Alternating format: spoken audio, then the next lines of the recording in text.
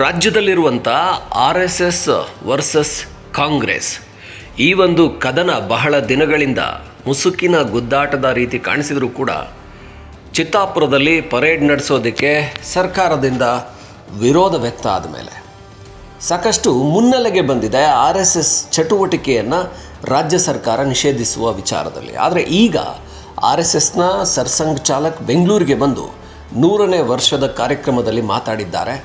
ಅವರ ಮಾತುಗಳಲ್ಲಿ ಪ್ರಿಯಾಂಕ್ ಖರ್ಗೆಗೆ ಕಾಂಗ್ರೆಸ್ಗೆ ಉತ್ತರಗಳಿದೆ. ಆ ಉತ್ತರಗಳೇನು, ಕಾಂಗ್ರೆಸ್ ಮಾಡ್ತಾ ಇರುವಂತಹ ಓಲೈಕೆ ಏನು, BJP ಮಾಡ್ತಾ ಇರೋದೇನು, RSS ಯಾಕೆ BJPಯ ಜೊತೆ ನಿಂತ್ಕೊಂಡಿದೆ, ಇದೆಲ್ಲವನ್ನು ಸ್ಪಷ್ಟವಾಗಿ ಮಾತಾಡಿದ್ದಾರೆ. ಭಾಗವತ್ ಹೇಳ್ತಾರೆ, ಮಂದಿರವನ್ನು ಕಟ್ಟಿದರೆ ಕಾಂಗ್ರೆಸ್ಸನ್ನು ಬೆಂಬಲಿಸ್ತಾ ಇದ್ವಿ ಅಂತ. ಈ ದೇಶದ ಸತ್ವ RSS, ಈ ದೇಶದ ಸತ್ವ ಹಿಂದುತ್ವ, ಈ ದೇಶದ ಸತ್ವವನ್ನು BJP ಬೆಂಬಲಿಸ್ತಾ ಇದೆ, ಅದಕ್ಕೆ ನಾವು BJPನ ಬೆಂಬಲಿಸ್ತೀವಿ. ಕಾಂಗ್ರೆಸ್ಸು ಮಂದಿರಗಳನ್ನು ಒಡೆದು ಮಸೀದಿ ಚರ್ಚ್ಗಳನ್ನು ಕಟ್ಟೋದನ್ನು ಬೆಂಬಲಿಸಿದೆಯಲ್ವ ಬಹಳ ಬಾರಿ.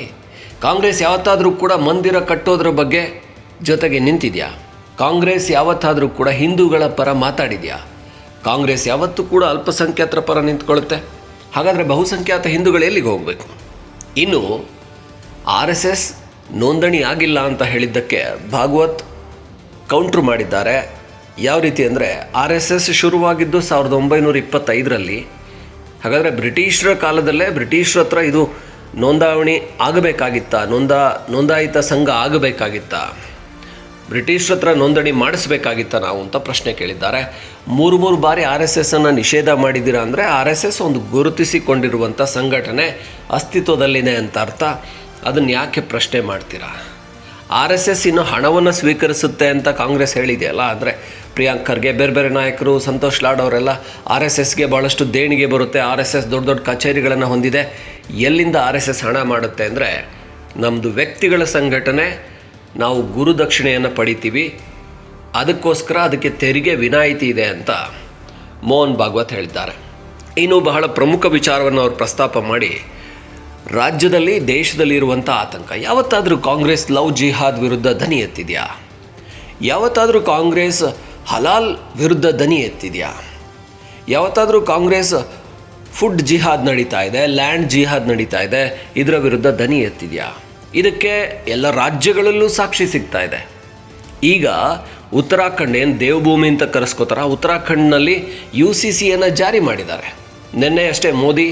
ಇದು ಬೇರೆ ರಾಜ್ಯಗಳು ಕೂಡ ಇದನ್ನು ಫಾಲೋ ಮಾಡಬೇಕು ಅಂತ ಹೇಳಿದ್ದಾರೆ. ಅಂದರೆ ಯೂನಿಫಾರ್ಮ್ ಸಿವಿಲ್ ಕೋಡ್, ಒಂದು ರಾಜ್ಯದಲ್ಲಿ ಎಲ್ಲರೂ ಸಮಾನರು ಅನ್ನುವಂಥದ್ದು, ಯಾರಿಗೂ ಪ್ರತ್ಯೇಕತೆ ಇಲ್ಲ, ಎಲ್ಲರೂ ಕೂಡ ಒಂದೇ ಸಮನಾಗಿ ನಿಯಮಗಳನ್ನು ಪಾಲಿಸಬೇಕು ಅಂತ. ಈಗ ಅಸ್ಸಾಂನಲ್ಲಿ ಬಹುಪತ್ನಿತ್ವಕ್ಕೆ, ಅಂದರೆ ಒಬ್ಬ ಪತ್ನಿಯನ್ನು ಬಿಟ್ಟು ಮತ್ತೊಬ್ಬರನ್ನು ವರಿಸಬೇಕು ಅಂತ ಹೇಳಿದರೆ ಅದು ಯಾವುದೇ ರೀತಿಯ ಕಾನೂನಿನ ಕಟ್ಟಳೆಯ ಒಳಪಡದೆ, ಡೈವೋರ್ಸನ್ನು ಕೊಡದೆ 7 ವರ್ಷ ಅವರಿಗೆ ಕಠಿಣ ಶಿಕ್ಷೆಯನ್ನು ವಿಧಿಸುವಂಥ ಕಾನೂನನ್ನು ತರಲಾಗಿದೆ. ಈ ರೀತಿ ದೇಶದಲ್ಲಿ ಎಲ್ಲರಿಗೂ ಕೂಡ ಒಂದೇ ಕಾನೂನು ಇರಬೇಕಲ್ವಾ? ಒಂದು ದೇಶ ಒಂದು ಕಾನೂನು ಅಂತ ಸಂವಿಧಾನದ ಪುಸ್ತಕವನ್ನು ಎತ್ತಿ ಹಿಡಿಯುವಂಥ ಕಾಂಗ್ರೆಸ್, ರಾಹುಲ್ ಗಾಂಧಿ, ಆದರೆ ತಮ್ಮ ಮತ ಬ್ಯಾಂಕ್ ವಿಚಾರಕ್ಕೆ ಬಂದರೆ ಮುಸ್ಲಿಮರು ಮತ ಕೊಡ್ತಾರೆ ಅನ್ನುವ ಕಾರಣಕ್ಕೆ ಒಂದು ದೇಶ, ಮುಸ್ಲಿಮ್ಗೊಂದು ಕಾನೂನು, ಹಿಂದೂಗೊಂದು ಕಾನೂನು, ಕ್ರೈಸ್ತರಿಗೊಂದು ಕಾನೂನು, ಹಿಂದೂಗಳಿಗೊಂದು ಕಾನೂನು. ಯಾಕೆ ಕರಾವಳಿಯಲ್ಲಿ ಕೇವಲ ಹಿಂದೂ ನಾಯಕರುಗಳ ಮನೆಯನ್ನು ಟಾರ್ಗೆಟ್ ಮಾಡಿ ಅಲ್ಲಿಗೆ ನುಗ್ಗಿ ಅಲ್ಲಿ ಮಧ್ಯರಾತ್ರಿ ಅವರನ್ನು ಹೊರಗಡೆ ಕರೆಸಿ ಅವ್ರನ್ನ ರೌಡಿ ಶೀಟ್ರ್ ಅಂತ ಮಾಡೋದು, ಗಡಿಪಾರು ಮಾಡೋದು? ಯಾಕೆ ಅಲ್ಲಿ ಕೋಮು ಗಲಭೆ ಆದಾಗ ಒಂದಷ್ಟು ಬೇರೆ ಕೋಮಿನವರು ಈ ಕೆಲಸವನ್ನು ಮಾಡಿದಾಗ ಅವ್ರ ಮನೆಗೆ ನುಗ್ಗಿ ಯಾಕೆ ಅವ್ರನ್ನ ಹೊರಗಡೆ ಕರೆಸಿ ಅವ್ರನ್ನ ಗಡಿಪಾರು ಮಾಡಲ್ಲ? ಯಾಕೆ ಅವ್ರ ಮೇಲೆ ರೌಡಿ ಶೀಟ್ರ್ ಹಾಕಲ್ಲ? ಯಾಕೆ ಅವ್ರ ಮೇಲೆ ಸುಮೋಟೋ ಕೇಸನ್ನು ದಾಖಲಿಸಲ್ಲ? ಯಾಕೆ ಹಿಂದೂ ಕಾರ್ಯಕರ್ತರ ಮೇಲೆ ಮಾತ್ರ ಸುಮೋಟೋ ಕೇಸನ್ನು ದಾಖಲಿಸ್ತೀರಾ? ತಪ್ಪು ಯಾರೇ ಮಾಡಿರಲಿ, ಕಾನೂನು ಎಲ್ರಿಗೂ ಒಂದೇ ಅಲ್ವಾ? ನೀವು ಸಂವಿಧಾನದ ಕೆಂಪು ಪುಸ್ತಕವನ್ನು ಹಿಡಿದು ಮಾತಾಡ್ತೀರಾ. ಇವತ್ತು ಕಾಂಗ್ರೆಸ್ನವರೆಲ್ಲ ಮಾತಾಡ್ತಾ ಇದ್ದಾರೆ, ಜನ್ಜಿಗಳು ಸಂವಿಧಾನದ ಪುಸ್ತಕ ಹಿಡ್ಕೊಂಡು ಬಂದರು, ನುಗ್ಗಿದ್ರು, ಇನ್ನು ಮೋದಿಗೆ ಉಳಿಗಾಲ ಇಲ್ಲ. ಏನು ಅಂದರೆ, ಒಂದು ದೇಶದ ಒಟ್ಟಾರೆ ಸಮಗ್ರತೆಯ ವಿಚಾರದಲ್ಲಿ, ದೇಶಕ್ಕಿರುವಂಥ ವೈವಿಧ್ಯತೆಯ ವಿಚಾರದಲ್ಲಿ ಕಾಂಗ್ರೆಸ್ಸು ಕೇವಲ ಒಂದು ಮತವನ್ನು, ಒಂದು ಧರ್ಮವನ್ನು ಓಲೈಕೆ ಮಾಡ್ತಾ ಇನ್ನೊಂದು ಬಹುಸಂಖ್ಯಾತರು, ಅಂದರೆ ದೇಶದಲ್ಲಿ 100 ಕೋಟಿಗಿಂತ ಹೆಚ್ಚಿರುವಂಥ ಹಿಂದೂಗಳನ್ನು ಸೈಡ್ಲೈನ್ ಮಾಡಿ 20-30 ಕೋಟಿ ಇರುವಂತಹ ಮುಸ್ಲಿಮರನ್ನು, 5-10 ಕೋಟಿ ಇರುವಂಥ ಕ್ರಿಶ್ಚಿಯನ್ರನ್ನು ಓಲೈಕೆ ಮಾಡೋದು ನೋಡಿದರೆ ಇದು ಯಾಕೆ ಆರ್ ಎಸ್ ಎಸ್ಸನ್ನು ವಿರೋಧ ಮಾಡ್ತಿದೆ ಅಂತ ಅಲ್ಲೇ ಗೊತ್ತಾಗುತ್ತೆ. ಯಾಕೆಂದರೆ ಆರ್ ಎಸ್ ಎಸ್ ಹಿಂದೂ ಸಂಘಟನೆ, ಆರ್ ಎಸ್ ಎಸ್ ಹಿಂದುತ್ವದ ಸಿದ್ಧಾಂತ ಹೊಂದಿರುವಂಥ ಸಂಘಟನೆ, ಆರ್ ಎಸ್ ಎಸ್ ಸನಾತನ ಸದಾ ಉಳಿಬೇಕು ಅಂತ ಸಂಸ್ಕಾರವನ್ನು ಕೊಡ್ತಾ ಇರುವಂಥ ಸಂಘಟನೆ ಅಂತ ಮೋಹನ್ ಭಾಗವತ್ ಹೇಳಿದ್ದಾರೆ. ಅಂದರೆ ಬೆಂಗಳೂರಿನಲ್ಲಿ ಮೋಹನ್ ಭಾಗವತ್ ಮಾತಾಡೋದು ಬಹಳ ಮಹತ್ವ ಪಡ್ಕೊಂಡಿತ್ತು. ಯಾಕೆಂದರೆ ಬೆಂಗಳೂರಿನಲ್ಲಿ ಕರ್ನಾಟಕದಲ್ಲಿ ಕಾಂಗ್ರೆಸ್ ಸರ್ಕಾರ ಇದೆ, ಇವರು ಆರ್ ಎಸ್ ಎಸ್ ಚಟುವಟಿಕೆ ನಿಷೇಧ ಮಾಡಬೇಕು ಅಂತ ಬೇರೆ ಎಲ್ಲ ಸಂಘ ಸಂಸ್ಥೆಗಳ ಚಟುವಟಿಕೆಯನ್ನು ನಿಷೇಧ ಮಾಡ್ತೀವಿ, ಸರ್ಕಾರಿ ಕಚೇರಿ, ಸರ್ಕಾರಿ ಆವರಣ, ಸರ್ಕಾರಿ ಶಾಲೆಯ ಏನು ಆ ಒಂದು ಪ್ರಿಮಿಸಸ್ನಲ್ಲಿ ಅಂತ ಹೇಳಿದರು. ಆದರೆ ಇದು ನೇರವಾಗಿ ಗುರಿಯಾಗಿಸ್ಕೊಂಡಿದ್ದು ಆರ್ ಎಸ್ ಎಸ್ಸನ್ನೇ. ಆರ್ ಎಸ್ ಎಸ್ 100ನೇ ವರ್ಷ ಶತಾಬ್ದಿ ಆಚರಣೆ ಸಂದರ್ಭದಲ್ಲೇ ಇದನ್ನು ಮಾಡೋಕ್ಕೆ ಹೊರಟಿದ್ದು, ಅದಕ್ಕೆ ಚಿತ್ತಾಪುರದಲ್ಲಿ ತಡೆ ಒಡ್ಡಿದ್ದು. ಇದನ್ನೆಲ್ಲ ನೋಡಿದಾಗ ಇದು ನೇರವಾಗಿ ಹಿಂದುತ್ವದ ಸಿದ್ಧಾಂತ ಪ್ರತಿಪಾದಿಸುವಂಥ B J P R S ಎಸ್ಸನ್ನು ಗುರಿಯಾಗಿಸ್ಕೊಂಡೇ ಕರ್ನಾಟಕದಲ್ಲಿ ಮಾಡಿದ್ದು ಅಂತ ಅನ್ನೋದು ಕಾಣಿಸ್ತಾ ಇದೆ. ಆದರೆ ಕಾಂಗ್ರೆಸ್ನವರು ಅದನ್ನು ಒಪ್ಕೊಳ್ಳಿಲ್ಲ. ಈಗ ಅದಕ್ಕೆ ಮೋಹನ್ ಭಾಗವತ್ ರಾಜ್ಯಕ್ಕೆ ಬಂದು ಉತ್ತರ ಕೊಟ್ಟಿದ್ದಾರೆ. ನೋಡಿ, ನೀವು ಮಾಡಿದ್ದಿದು, ನೀವು ಬಹುಸಂಖ್ಯಾತ ಹಿಂದೂಗಳ ಭಾವನೆಗಳಿಗೆ ಬೆಲೆ ಕೊಡಲಿಲ್ಲ, ನೀವು ಮಂದಿರ ಕಟ್ಟಲಿಲ್ಲ, ನೀವು ವಕ್ಫ್ ಕಾನೂನಿಗೆ ವಿರೋಧ ಮಾಡಿದ್ರಿ, ಜನಸಾಮಾನ್ಯರ ಆಸ್ತಿ, ಜನಸಾಮಾನ್ಯರ ಹೊಲ ಗದ್ದೆ, ಅವರ ದೇವಸ್ಥಾನಗಳನ್ನೆಲ್ಲ ವಕ್ಫ್ ಅವರು ಅಕ್ರಮವಾಗಿ ಬಳಸ್ಕೊಳ್ಳೋದಕ್ಕೆ ಒಪ್ಪಿಗೆ ಕೊಟ್ಟಿದ್ರಿ.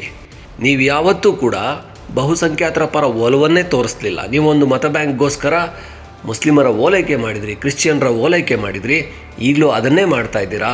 ಆದರೆ ನಾವು ಬೆಂಬಲ ಯಾಕೆ ಕೊಟ್ವಿ ಬಿ ಜೆ ಪಿಗೆ ಅಂದರೆ, ಅವರು ಬಹುಸಂಖ್ಯಾತರ ಪರವಾದಂತಹ ನಿಲುವುಗಳನ್ನು ತಗೊಂಡ್ರು.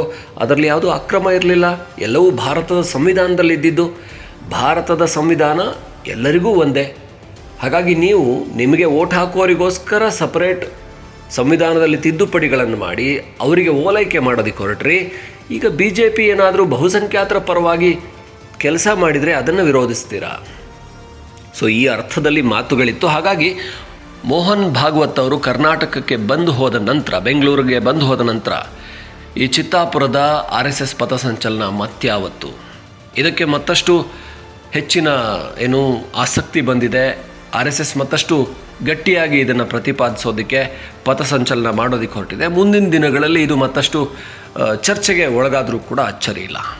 We do not support any political party. We do not participate in vote politics, current politics, election politics, etc. Sangha is work of uniting the society. And politics by nature is divisive. So we keep out of politics. We support policies. And especially now that we are a force, we will exert our force to support the right policy, not individual, not a party, but policy. For example, we wanted to have Ram Mandir in Ayodhya. So our Swayamsevaks supported them who stood by its construction. So BJP was there. If Congress would have supported that, our Swayamsevaks supported that party also. No Brahmin is allowed in Sangha.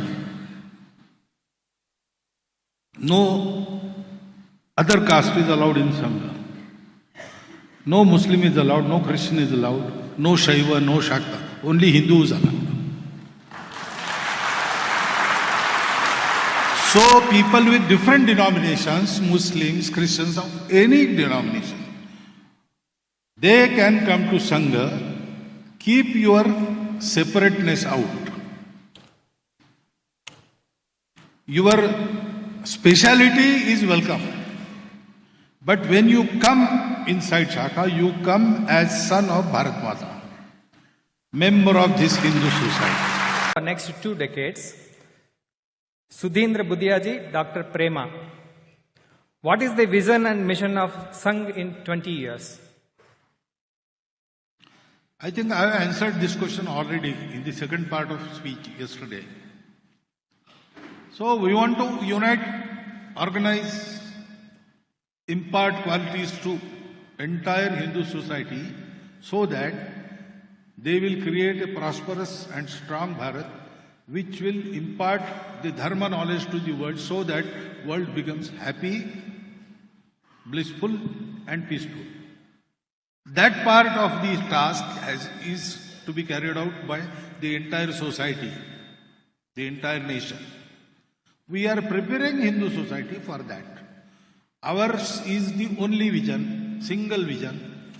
After we fulfill that vision, we don't want to do anything else. Organizing the entire Hindu society